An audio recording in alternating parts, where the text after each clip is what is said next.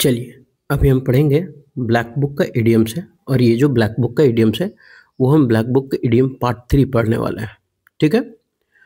और इसमें हम क्या करते हैं कि सबसे पहले ब्लैक बुक इडियम्स जो है उसको हम सबसे पहले ट्रिक से पढ़ते हैं, याद करते हैं और जब 10 हो जाता है हमारा तो हम मॉक टेस्ट लगा करके देखते हैं और उस मॉक टेस्ट में हम देखते हैं कि हमको याद हुआ या नहीं याद हुआ है, ठीक है? इससे कन्फर्म हो जाता है कि हमें याद हुआ या नहीं। अभी आप नॉर्मली देख लीजिए, उसके बाद जब एग्ज़ाम आएगा तो आप डबल फास्ट करके देख लीजिएगा तो थोड़ा आत्मसंतुष्ट हो जाएगा। शरीर के अंदर जितना भी है ना कलेजी, फेफड़ा, वोल्टी, पोटा सब खुश हो जाएगा, साला उड़ा देंगे एग्ज़ाम में, ठीक है? तो टेंशन नहीं लेना है ना? बस पढ़ते जाना है, ठीक है? इसलिए पहले बढ़ लेते हैं आगे। बोले इसलिए हम बोल रहे हैं कि टेंशन इसलिए नहीं लेना है कि आप अगर बिगिनर्स हैं, आप अगर स्टार्ट कर रहे हैं, आपका इंग्लिश कमज़ोर है, आपको हार नहीं मानना है। क्योंकि हम अपने बारे में थोड़ा-सा बता देते हैं कि हम कितना गिरा हुआ इंसान हैं, मतलब पढ़ाई-लिखाई में, कि हम 10th क्लास में चोरी करके पास हुए थे। बगल में एक लड़की बैठी थी सुमन, उसीलिए देख-देख के लिखे थे, वो भी बड़ी घटिया लड़की, मतलब देखने में ठीक थी, लेकिन देखने नहीं देती थी अपना कॉपी। बड़ी मुश्किल से चोरी-वोरी करके और हम 10th क्लास में, मतलब बोलिए तो 10th क्लास में हम मात्र 44 नंबर लाए थे, ठीक है? 44 इंग्लिश में। और उसके बाद जब इंग्लिश का सेट लगाते थे ना, 25 गो रहता था, 4 सही और 21 गलत, 5 सही और 20 गलत, ऐसे होता था। धीरे-धीरे पढ़ते तब जा कर के ये उल्टा हुआ, ठीक है? उल्टा हुआ नहीं, 22-3, 25 में 25 ऐसा होना स्टार्ट हुआ। और सोच लीजिए हम, ऐसा स्थिति था कि हम पूरा 200 नंबर का होता है पीटी, जिसमें से हम लाते थे 37 नंबर, 35 नंबर। लेकिन धीरे-धीरे मेहनत करते सोच लीजिए यहाँ से हम पहुँच गए, 135 भी नहीं पहुँचे, सीधा 150 पहुँचे। और वो भी ऐसा नहीं है कि अचानक छलांग मार दिए, बहुत मेहनत लगा 4 साल का, तब जा कर के इतना पहुँचे। और आज 1 नहीं, 2 नहीं, बल्कि 3-3 एग्ज़ाम हम निकाले, मतलब सेलेक्ट हुए 3 एग्ज़ाम में। तो आपको ये डरना नहीं है कि हमसे नहीं होगा। आप सोच लीजिए कि हम अपनी स्थिति बता दी कि कितना गिरल थे हम। मतलब सोच लीजिए एमटीएस का क्वेश्चन 25 पहले होता था, उसमें से एक क्वेश्चन 200 मैथ होता था हमसे, एक क्वेश्चन या 2 क्वेश्चन, उसमें हम खुश हो जाते थे कि एगो मैथ बना दलियो, नौकरी वाला मैथ, ऐसे।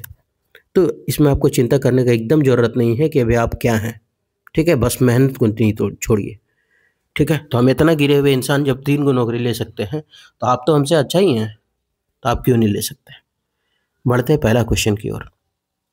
थोड़ा समय ले लिया तो आपको अगर ख़राब लग रहा है तो आप स्किप करके आगे बढ़ जाइए, है ना? 2 मिनट 3 मिनट चला गया तो आप इसको एकदम 3 मिनट घसका दीजिए। पहला क्वेश्चन देखते हैं। पहला क्वेश्चन है, the grass is greener on the other side. मतलब जो घास है, मान लेते हैं हम यहाँ बैठे हुए हैं, ठीक है? हम यहाँ पर बैठे हुए हैं, मेरे पास यहाँ घास उगा हुआ है, ठीक है? ऐसे एक लड़का यहाँ बैठा हुआ है और वो भी यहाँ बैठा हुआ है, तो उसकी तरफ भी घास उगा हुआ है ऐसा। तो हम लोग को देखने से क्या लगता है मालूम है? अरे साला वो ज़्यादा, मतलब उसके वो जहाँ बैठा है ना, वहाँ देखो ज़्यादा घना घास है, ज़्यादा हरा घास है। साला मेरा वाला में तो नहीं है, सब मुरझाल है। The grass is greener on the other side. मतलब जो चीज़ एक होता है ना, हम लोग कहावत में बोलते हैं, दूर का ढोल सुहावन लगे। मतलब अपने वाला ठीक नहीं लगता, दूसरा एक होता है ना कि दूसरे की बीवी बहुत पसंद आती है और अपना बाल बच्चा। तो the grass is greener on the other side, मतलब दूसरी की वस्तु अच्छी लगना, है ना? हम अगर आज मान लेते अपने जिद से हम खरीद लिए हैं अपाची गाड़ी, तो कोई अगर मान ले लिया है पल्सर, तो हम बोलेंगे यार नहीं, हमको पल्सर ठीक लग रहा था, बहुत अच्छा है उसका गाड़ी, देखो ना, ये पल्सर वाला लग रहा है कि अपाची अच्छा है। मतलब दूसरा वाला चीज़ अच्छा लगता है ना? ऐसे भी दूसरा भी कितना अच्छा लगता है देखने में, नहीं? कसम से देख के एकदम मन गदगद रहता है। और अपना वाला देखिए कि नहीं, तो कसम से एकदम मुँह कान में फुसरी हो जाएगा देख के। तो the grass is greener on the other side, दूसरी की वस्तु अच्छा लगना, उसको बोलते हैं things appear better for others, मतलब दूसरों का चीज अच्छा लगना। तो द ग्रास इज ग्रीनर, घास जो है वो हरा है, ऑन द अदर साइड, दूसरी तरफ। तुम जहां बैठे वहां हरा नहीं है, सारा दूसरा के देख ले चल रहा है। ये है इसका मतलब। याद तो अच्छे से हो गया कि देखिए, आपको लगा होगा कि क्वेश्चन में ज़्यादा टाइम दिए, लेकिन याद रखिए कि सफलता का कोई शॉर्टकट नहीं है। जिस क्वेश्चन में हम ज़्यादा उसको, जिस क्वेश्चन में ज़्यादा हल चलाएंगे, ज़्यादा जोतेंगे, वही क्वेश्चन ज़्यादा देर तक याद रहेगा, ठीक है? बढ़ते हैं पहला क्वेश्चन, दूसरा question. The crux of matter. The crux of matter मतलब होता है सबसे महत्वपूर्ण पहलू, सबसे महत्वपूर्ण पहलू, द क्रक्स ऑफ मैटर। ठीक। अब द क्रक्स ऑफ मैटर मतलब होता है महत्वपूर्ण पहलू। याद कैसे रखेंगे? क्रक्स ऑफ मैटर, मामले का सार जिसको बोलते हैं ना, वो भी होता है ना। तो यहाँ तो क्रक्स तो इंग्लिश वर्ड क्रक्स ही है, ठीक है। लेकिन अगर इसको याद रखने का अगर हम ट्रिक बताएं तो देखेंगे the crux of matter. Matter मतलब होता क्या, नहीं बोलते अरे यार देखो ना साला वहाँ मैटर हो गया। मैटर मतलब क्या? मामला। मैटर मतलब मामला, कि वहाँ कुछ मामला हो गया यार, मैटर हो गया। चलो जाएगा देखने। तो सबसे महत्वपूर्ण पहलू था, तभी तो लोग बोल रहे हैं कि चलो देखने के लिए। क्यों देखने के लिए जाने खोज रहा है मामला को? क्योंकि महत्वपूर्ण है, कोई भी घटना है इंपॉर्टेंट होगा देखने के लिए, तभी तो जा रहा, नहीं तो जाता। महत्वपूर्ण महत्वहीन होने में तो जाता नहीं। क्रक्स ऑफ द मैटर, तो ऐसे याद रखना, जहाँ मैटर बड़े होते हैं वहाँ कोई भी खिलाड़ी का जो आपका नाम फेवरेट है वो खड़े होते हैं। इसका मतलब जहाँ महत्वपूर्ण मैटर होता है वहाँ वो खिलाड़ी महत्व होता है उपस्थित, यही कहना चाह रहा है ना। तो जहाँ मैटर बढ़े वहाँ वही खिलाड़ी खड़े जो आपका फेवरेट है। The crux of the matter मतलब सबसे महत्वपूर्ण पहलू, द मोस्ट इंपॉर्टेंट और क्रिटिकल पॉइंट। ऐसे आगे बढ़ते हैं। और नहीं तो क्रस, छोड़ो क्रस क्या होता है क्रस में आते ही कोई बात नहीं। The gift of the gap मतलब होता है वक्पटुता, बोलने में जो कुशल होता है ना, वक्पटुता की क्षमता मत लिखिए, आप ऐसे याद रखिए, इसको लिख लीजिए हिंदी में, बोलने में कुशलता। बोलने में कुशल है ना, बोलने में कुशलता। एकदम बोले ना किस्मत में, मेरा किस्मत में एकदम कुत्ता मुद्दे, कुत्ता। हम सोचे अभी सब शांत रहेगा, एकदम से शांत रहेगा और हम आराम से वीडियो बना पाएंगे। तो देखिए बेचने वाला आया, उसको हम नहीं बोल रहे हैं, हम अपने किस्मत को दोष दे रहे हैं कि हम रात में वीडियो नहीं बना पाए, क्योंकि मेरा, छोड़िए ये सब बताना ठीक नहीं लगता है, दिमाग खराब हो जाता है, इतना अच्छा मूड में पढ़ाने बैठ। The gift of the gab, वक्पटुता की क्षमता, ability to speak eloquent, gift of the gab. अब ऐसे याद रखते हैं कि हम लोग जब गांव में रहते हैं, है ना, गांव में रहते हैं, तो ऐसे भी गैप का मतलब हम लोग बोलते हैं गपशप। गैप मतलब क्या बोलते हैं? गपशप, है ना। तो हम लोग गांव में बोलते हैं, इस वर्ड को बोलते हैं कि देखो ज़्यादा गबर गबर मत करो। गबर गबर मतलब वही है, गपशप ज़्यादा मत करो, गिफ्ट ऑफ द गैप। तो जो गपशप कर रहा है इसका मतलब क्या? बोलने में कुशल है वो। और ऐसे याद रखते हैं, सबसे अच्छा ट्रिक है कि किसी को अगर हम गिफ्ट देते हैं तो बहुत ही अच्छा गैप करता है, मतलब गपशप करता है हमारे साथ, है ना। पूछता है कैसे हैं, फैमिली मेम्बर कैसे हैं, सब कोई आए हैं तो खाना खा करके जाइएगा, कोई उपास मतलब कोई भूखे मत जाइएगा, ऐसे वैसे करके। तो वक्पटुता की क्षमता यानी बोलने में कुशल है, तब तो इतना पूछ रहा है ना, अच्छा है बोलचाल उसका। तो ability to speak eloquent frequently, eloquent मतलब बोलने में कुशल। नेक्स्ट, द ग्रेवयार्ड शिफ्ट मतलब रात के शिफ्ट में काम करना। ग्रेवयार्ड शिफ्ट मतलब रात के शिफ्ट में काम करना। रात के शिफ्ट में काम करने से नहीं होता है किसी के, जैसे अभी हम पीए में काम कर रहे हैं, तो पीए में कुछ कुछ पोस्ट है जिसमें रात में काम है। रात में काम है मतलब रात भर नहीं है, 8 बजे रात तक है, ठीक है। जैसे मेल ब्रांच में हो गया और एसबी में हो गया, तो ये सब में क्या है कि काम है, ठीक है। बहुत पसीना निकल रहा है, ये सब में काम है रात में। तो रात में 8 बजे से 8:30 बजे तक ड्यूटी रहता है वहाँ। तो ये तो रात का हो गया। अब याद रखने का सबसे अच्छा कि ग्रेव मतलब क्या होता है। ग्रेव यार्ड, अगर एक बार खाली ग्रेव यार्ड का मतलब अगर आपको याद रहेगा ना तो पूरा याद। ग्रेव यार्ड मतलब होता है कब्रिस्तान। ग्रेव यार्ड का मतलब क्या होता है? कब्रिस्तान, ठीक है। अब बताइए ग्रेव यार्ड शिफ्ट है, कब्रिस्तान जाने वाला शिफ्ट। अब कब्रिस्तान में डर कब लगता है? रात में। दिन में तो ऐसे ही निकल जाता है आदमी रोड से, लेकिन रात रहे तो डर लगता है ना। तो ग्रेव यार्ड शिफ्ट, कब्रिस्तान में जाने वाला शिफ्ट। रात में अगर गया 12 बजे ड्यूटी, कहाँ मार के फेंक देगा कोई गारंटी नहीं है ना। तो ग्रेव यार्ड शिफ्ट है मतलब रात में शिफ्ट है जो काम कर रहे हैं। The work shift during the night open from midnight 8 AM, है ना। तो एक सीजल में पोस्ट होता है पीए ऐसे का, तो आप ऐसे अगर लेते हो तो उसमें रात का भी शिफ्ट होता है, ठीक है। और पीए का पोस्ट लीजिएगा तो दिन में रहता है। Next, the green eyed monster. Monster का मतलब क्या होता है? मॉन्स्टर तो जानते हैं ना, एकदम राक्षस जैसा जो रहता है उसको बोलते हैं monster. Green eyed monster, green आइड का मतलब होता है जलना दूसरों को देख करके, है ना। ग्रीन आइड का मतलब क्या होता है? जलना। याद कैसे रखेंगे ग्रीन आइड मॉन्स्टर को? ये तो राक्षस हो गया, मॉन्स्टर मतलब। अब राक्षस क्या करता है? राक्षस कभी खुश रहता है? अरे वो भगवान होता ना, तब खुश रहता, बोलता कि नहीं चलो इसका भला करेंगे। भगवान कभी बुरा चाहा है किसी का? नहीं। लेकिन राक्षस तो खाली बुरे ही चाहा है। तो राक्षस जहाँ मॉन्स्टर, जहाँ राक्षस आ गया, इसका मतलब वो दूसरे से जलेगा और कोई काम नहीं है उसका। द ग्रीन आइड मॉन्स्टर मतलब ईर्ष्या करना, जेलसी करना, जलना किसी से। Next, the jury is out मतलब क्या होता है? अनिर्णित। द जूरी इज आउट मतलब अनिर्णित। No decision has been reached, कोई डिसीजन नहीं। अब जूरी मतलब क्या होता है? जो वकील उकील होता है ना, उसके समूह जो बैठता है ना, बहुत सारा वकील रहता है, उसका समूह को हम लोग बोलते हैं जूरी। ठीक है, क्या बोलते हैं उसको? जूरी किसान, है ना। जो जूरी इज आउट, अब जो ये सब जो बैठे हुए हैं वो लोग बाहर चले गए। अरे अगर निर्णय उन लोग को मिल गया होता तो बाहर क्यों होते? वहां कोर्ट में ही अपना निर्णय सुना देते। लेकिन ये लोग बाहर चले गए, मतलब निर्णय नहीं ले पाया गया है ना। No decision has been reached, कोई डिसीजन नहीं मिला। तो द जूरी इज आउट मतलब अनिर्णित, no decision has been reached. Next, the last straw मतलब स्थिति को असहनीय बनाने वाली आखिरी परेशानी। मतलब नहीं होता है कि सारा सब कुछ सह लिए, एक छोटा सा मुसीबत नहीं सह पाए। नहीं होता, बड़ा बड़ा दर्द बर्दाश्त कर लिए, लेकिन नाखून के पास जो हल्का सा मांस उछड़ा ना, उसके चक्कर में साला पूरा एकदम बर्बाद हो गया, है ना। ये नाखून के पास नहीं रहता, एकदम हल्का सा पतला वाला वो खड़ता, दिल टूटने से भी ज़्यादा दर्द करता कसम से। द लास्ट स्ट्रॉ मतलब स्थिति को असहनीय बनाने वाली आखिरी परेशानी। एकदम छोटा सा परेशानी लेकिन एकदम असहनीय कर देगा वो। किसी का 2-3 फाइट एकदम मारेगा मुक्का में तो बर्दाश्त हो जाएगा, लेकिन ये कटी अगर उन नाखून के पास नसुतवा कबर गया ना, अरे आय हाय, लगे किसको मार के एकदम साला पहुंचा दे ग्रेवयार्ड में। तो final problem in the serious, पूरा मैटर का एकदम गंभीर मामलों का एकदम अंतिम समस्या। A minor difficulty but coming up to top of a series of difficulties, मतलब बहुत सारे डिफिकल्टी उसमें एकदम टॉप नंबर पे वही रहेगा। That makes a situation unbearable, जो सिचुएशन को क्या बना देता है? अनबियरेबल, जिस बर्दाश्त नहीं करने लायक बनाता है। तो लास्ट स्ट्रॉ, ठीक है। स्ट्रॉ का मतलब होता है पाइप। कौन सा पाइप? वो जो हम लोग पीते हैं ना माजा फ्रूटी में, उसमें पाइप देता है, या तो पुआल समझता है वो। तो ये लास्ट समस्या है बाबू, है ना। लास्ट स्ट्रॉ है, उसको निपटा लो। तो स्थिति को आसानी बनाने वाले आखिरी परेशानी। Next, the lion share. अब अगर हम शेर का हिस्सा देंगे तो बहुत बड़ा देना होगा।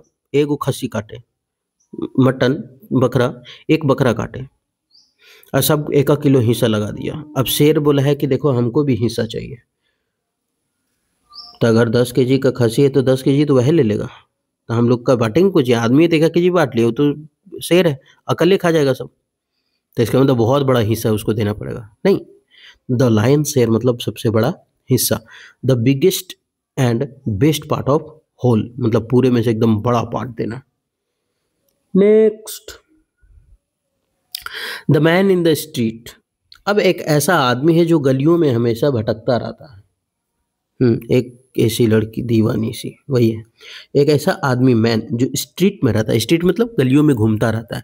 और जो हमेशा गलियों उलियों में घूमते रहता है वो है क्या? वो आम आदमी तो है, वो हीरो तो है नहीं। ओह, वो हो गया आम आदमी, ठीक है। सिंपल मैन, द मैन इन द street, the ordinary man. Next,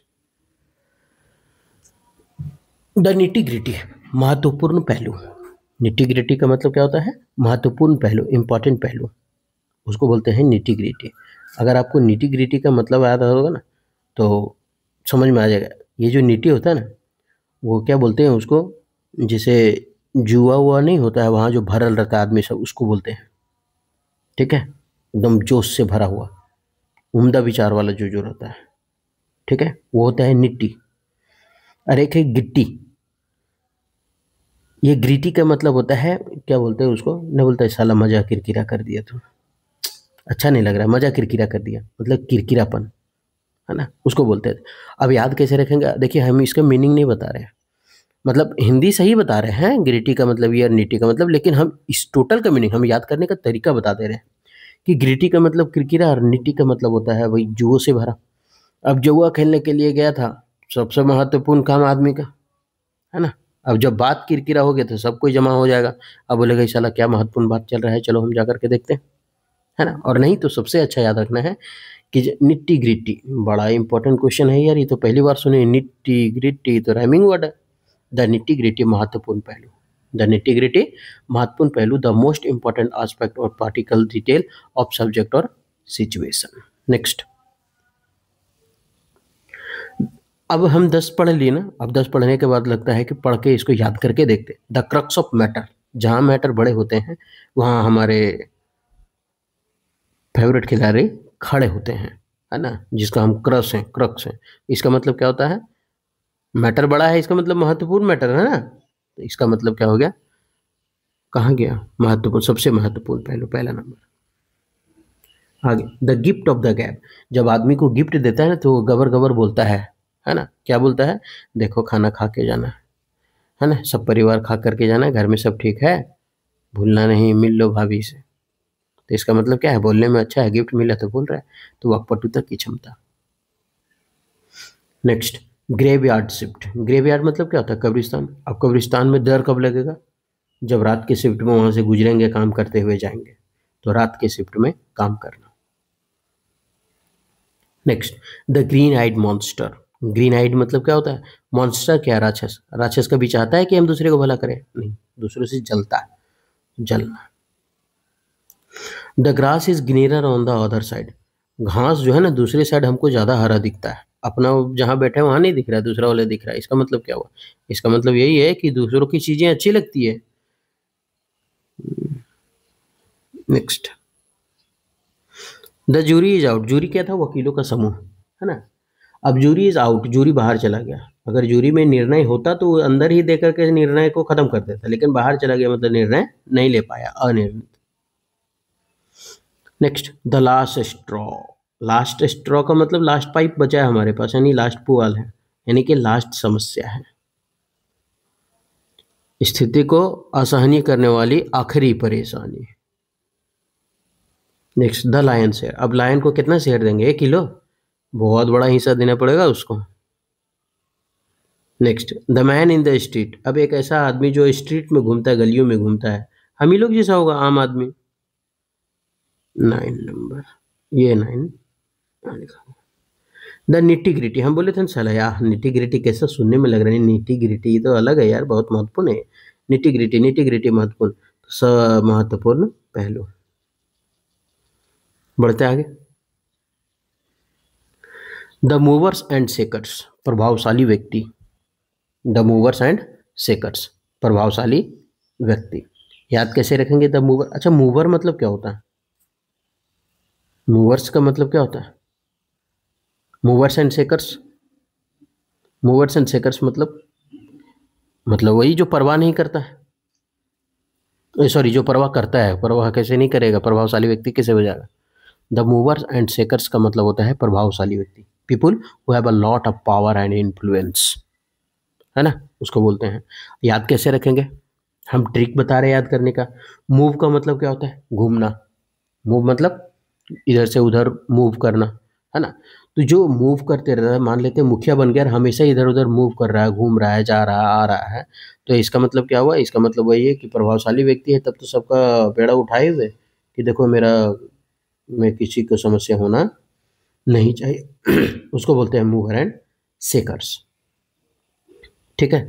तो घूमते रहता है, शेकर्स मतलब क्या बोलते हैं उसको, शेक मतलब होता है ना हिलाना, तो अब ये है, तो जो मूव है घूमते रहता है, हमेशा घूमते रहता है, घूमते रहता है ना। और बोलते हैं कि देखो घूमते रहता है, हिलते रहता है, शेक मतलब हिलना, तो घूमते रहता है, हिलते रहता है, सबकी परेशानी बूझते रहता है, तो प्रभावशाली व्यक्ति है, तो प्रभावशाली व्यक्ति होना, है ना। शेकर मतलब होता है हिलाने वाला, ऐसे याद रखते हैं, जो सिस्टम को हिला दे, शेकर मतलब हिलाने वाला,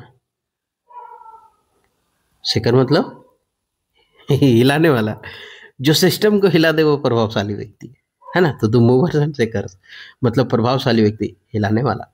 people who have a lot of power and influence, इसके पास बहुत प्रभाव।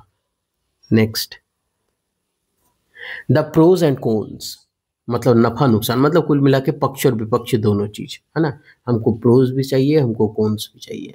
अब इसको हम कैसे याद रखेंगे कि नफा नुकसान मतलब होता है फॉर एंड अगेंस्ट, पक्ष में होना और विपक्ष में होना, दोनों चीज होना, एडवांटेज एंड डिसएडवांटेज, एडवांटेज भी है मतलब फायदा और नुकसान दोनों, ऐसा है ना, पक्ष विपक्ष। द प्रोज एंड कॉन्स याद कैसे रखेंगे, तो प्रो को याद रखते हैं फोन वाला जो ना होता है आईफोन प्रो, रेडमी 5 प्रो, और कॉन्स को याद करते हैं कॉइन से, ठीक है, कॉइन।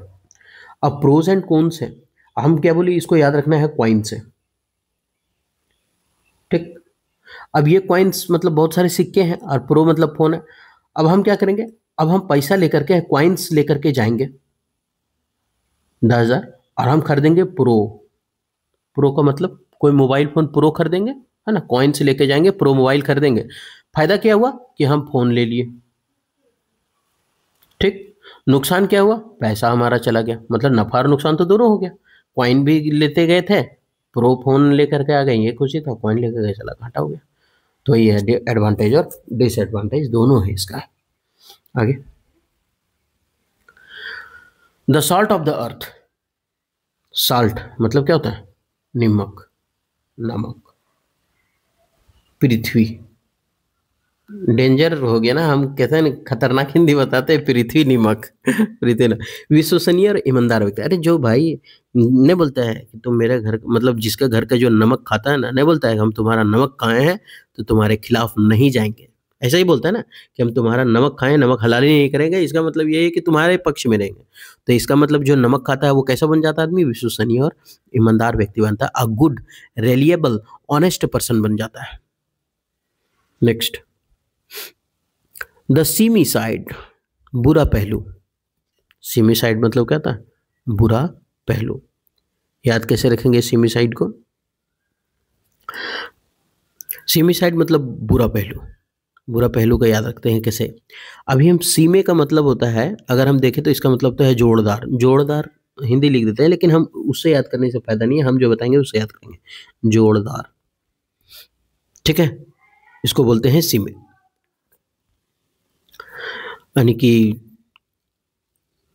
अभी याद रखने का सबसे अच्छा है, सी में साइड मतलब अप्रिय पहलू। सी मतलब क्या होता है, हम तोड़ के पढ़ेंगे, सी मतलब क्या होता है, समुद्र। माई मतलब मेरा, है ना। अब मेरा समुद्र हो क्या, नहीं, यहां बोल रहा है कि देखो सी में साइड यानी समुद्र के साइड में मेरा कचरा को मत फेंक देना यार। क्यों, क्योंकि ये अप्रिय पहलू है, बुरा पहलू है, ये अच्छा पहलू नहीं है, ठीक है। सी में साइड, तो सी में साइड मेरा मत याद रखते हैं, सी में याद रखते हैं। समुद्र में साइड पर कभी भी कचरा मत जमा कर देना, फेंक देना। बहुत लोग घूमने जाते हैं, ये कैसा है, अप्रिय पहलू है, अनप्लीजेंट एस्पेक्ट है, ये अच्छा चीज नहीं है। तो सी में साइड मतलब सी में यानी समुद्र में साइड में कभी भी कूड़ा कचरा मत फेंक देना, ये अप्रिय पहलू है। Next, the tail is wagging the dog, the tail is wagging the dog. याद कैसे रखेंगे, टेल मतलब क्या होता है, टेल मतलब पूछी, पूछ, टेल मतलब पूछी तो होता है। अब यहां लिखा हुआ है वैगिंग, अगर वैगिंग का मतलब आपको याद होगा तो ये पूरा मीनिंग खुद याद हो जाएगा। वैगिंग मतलब होता है हिलना डुलना, लिखा था क्यों नहीं है, हिलना या हिलाना, हिलना डुलना, ठीक। The tail is wagging the dog मतलब जो पूंछ है वो हिलता डुलता है कुत्ते का, तो कम महत्वपूर्ण द्वारा नियंत्रित।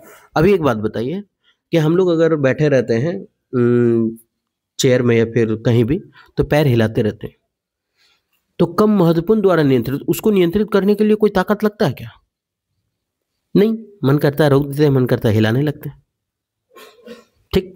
अरे कुत्ता क्या है, खड़ा रहेगा तो पूछे डुलाते रहता है, उसको नियंत्रित करने के लिए कुछ ताकत लगता है। एक समय के लिए अगर सांस रोकने नियंत्रित करना है 30 सेकंड के लिए, तो सांस रोकते हैं, उसको थोड़ा फोर्स लगाते हैं, उसमें फूंक मारते हैं जोर से, तो उसमें भी थोड़ा सा हम सोर्स मतलब फोर्स लगाते हैं, नहीं। लेकिन हाथ हिलाना, पैर हिलाना, ये सब क्या कम महत्वपूर्ण द्वारा नियंत्रित होता है ना, इसको कोई इंपॉर्टेंट है नहीं।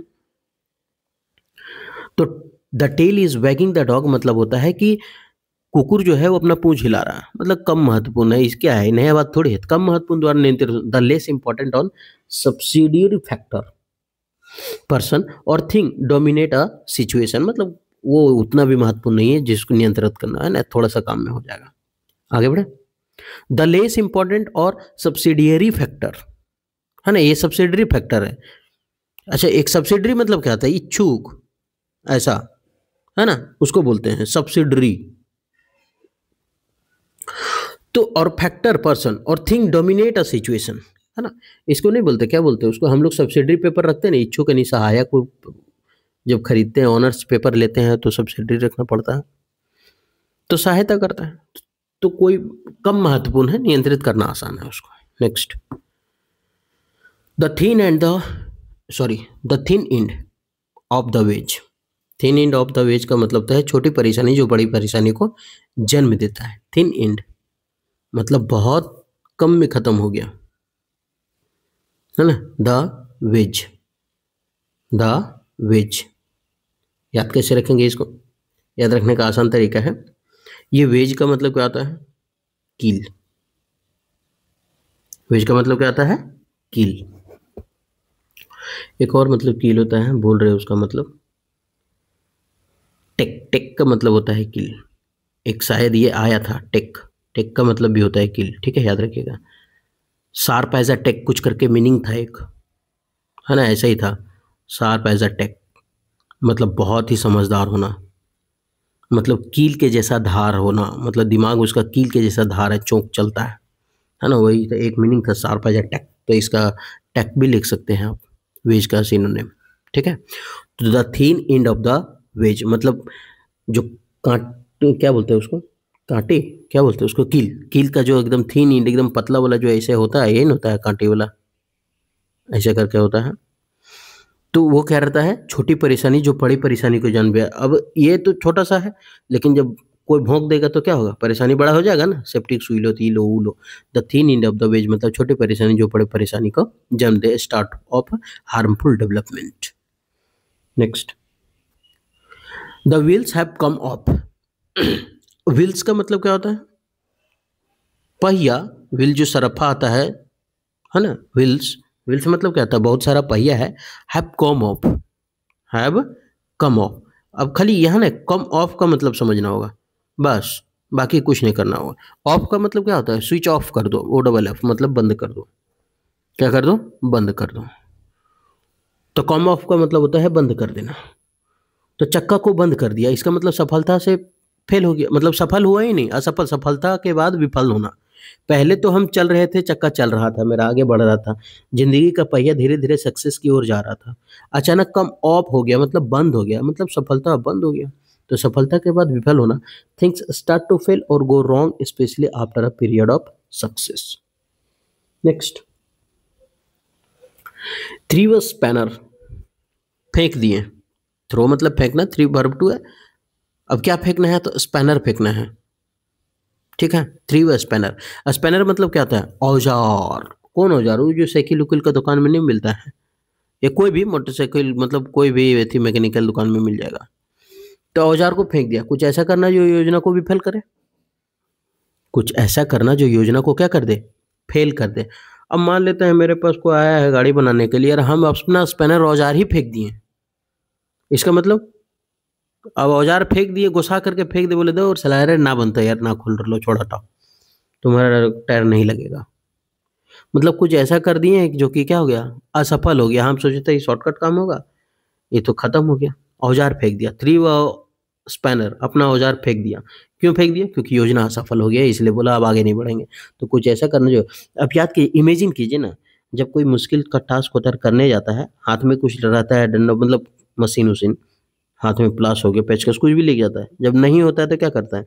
फेंक देता है, दो साला ना होता हमारे से। इसका मतलब कुछ ऐसा करना जो योजना असफल हो गया। To do something that prevent a plan, कुछ ऐसा कर लिए जो रोक दिया। प्रिवेंट्स मतलब रोकना, एक प्लान को रोक दिया और एक्टिविटी को रोक दिया फॉर सक्सीडिंग। सबोटेज मतलब होता है नष्ट कर देना, आप लिख ले खत्म हो जाना, नष्ट करना या खत्म होना, ठीक है। आगे बढ़ते, थ्री डाउन द ग्लोब, चुनौती देना। थ्रो डाउन द ग्लोब या थ्री डाउन द ग्लोब, है ना, दोनों एक ही। ग्लव, ग्लोब नहीं ग्लव। तो याद कैसे रखेंगे? थ्रो डाउन द ग्लोब, चुनौती देना। अब दस्ताना, अभी ऐसे याद रखिए, जब भी मारा पीटी होता है तो हम क्या करते हैं? किसी से मारा पीटी धमकी उमकी देता है तो अपना शर्ट का सबसे पहले जो स्लीव रहता है, शर्ट का मोहरी जो है, उसको सबसे पहले ऊपर खींच देते हैं। कि मारबा साला एक के फेट मोराइए दबो, है ना, मतलब चुनौती दे रहे हैं। सट उठा रहे हैं मतलब चुनौती दे रहे हैं। अब हाथ में दस्ताना पहने हुए हैं तो दस्ताना पहन के मारेंगे तो उसको तो गद्दादार बुझाएगा, इसलिए खोल के मारेंगे। क्या हो, कितना दम हो देखो यार, दोनों हाथ का जो दस्ताना है उसको निकाल दिए और बोल रहे आओ देखो ये तो साला ककर मैया बाघ जन्मल को हाथ। तो इसका मतलब throw down the glove, glove को हम फेंक दे रहे हैं बाहर। और ग्लव को फेंक दिए मतलब क्या कर रहे हैं, चुनौती दे रहे हैं। तो give a challenge, give a challenge. Next,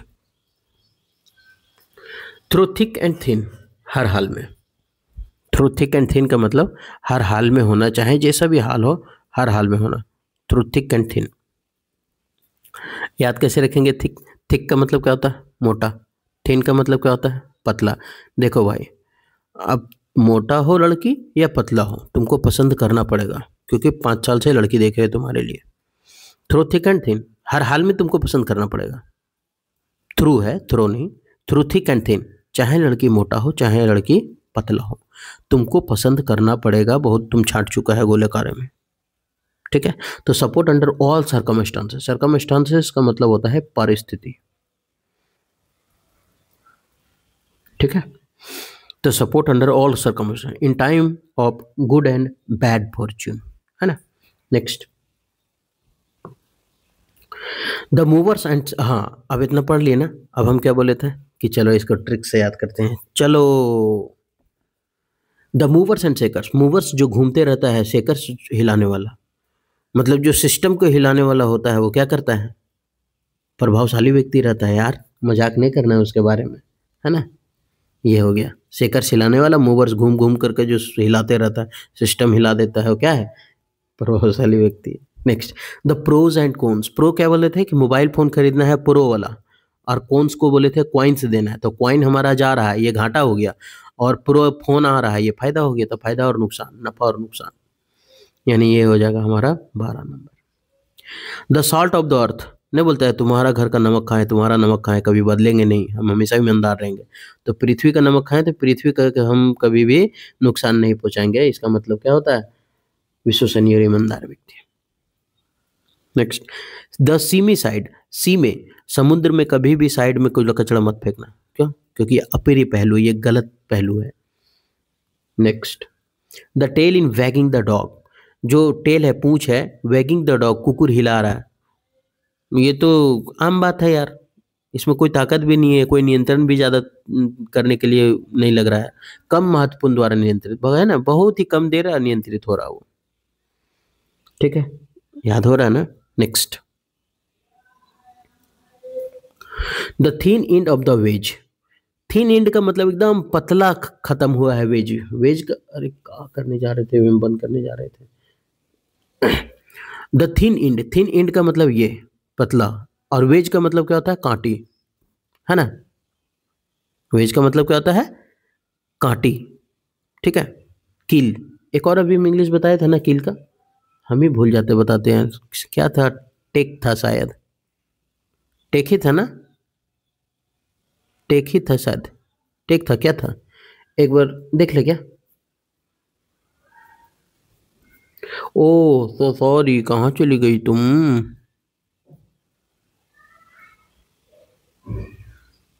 कितना नंबर क्वेश्चन है?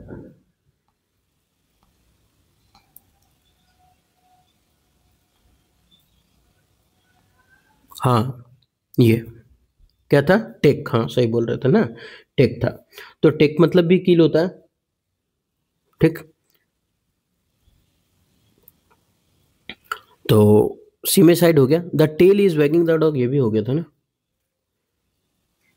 चलिए आगे बढ़ो।